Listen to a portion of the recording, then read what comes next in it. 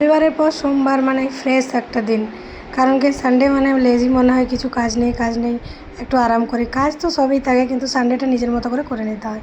তো আজ সোমবার সকালের ব্রেকফাস্ট দেখালাম না, একেবারে লাঞ্চ মেনু নিয়ে চলে এলাম। আজ বানাবো কাঁঠাল চিংড়ি। আর কী বানিয়ে ফেলেছি চলুন আপনাদেরকে দেখাই।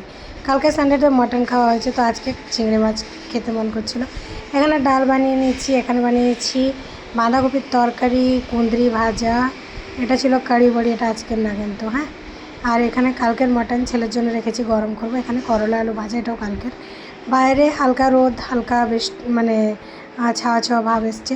তো আমি আমের আচার বানিয়েছি অনেক রকমের, আপনাদেরকে বলেছি। এই আমের আচারটা খেতে অনেক টেস্ট লাগে। তো যাই হোক, রোদে দিতে হয় আমের আচার বানাবার পর কদিন। আর আমি একসাথে অনেকগুলো কাজ করি, যেমন আপনারা সবাই জানেন। সোমবার মানে ফ্রেশ দিন, মানে এই জন্য বলছি অনেক কিছু কাজ থাকে আজ। কালকে মোচা এনেছিলাম, ঘুরতে গেছিলাম, যে মোচাটা বেছে রাখছি, ছেলেকে পড়তে বসিয়েছি একদিকে।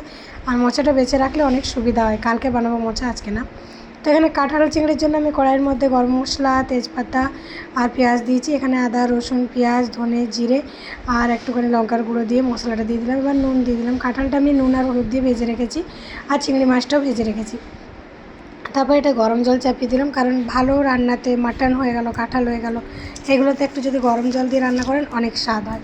তো যাই হোক, এবার জলটা দিয়ে দিলাম। এমনিভাবে কারা কাঁঠাল চিংড়ি বানান বলবেন, অনেকে অনেকভাবে বানায়, আমি এইভাবে বানাই। তো আজকের দিনটা রেসিপিটা কেমন লাগলো অবশ্যই কমেন্ট করবেন।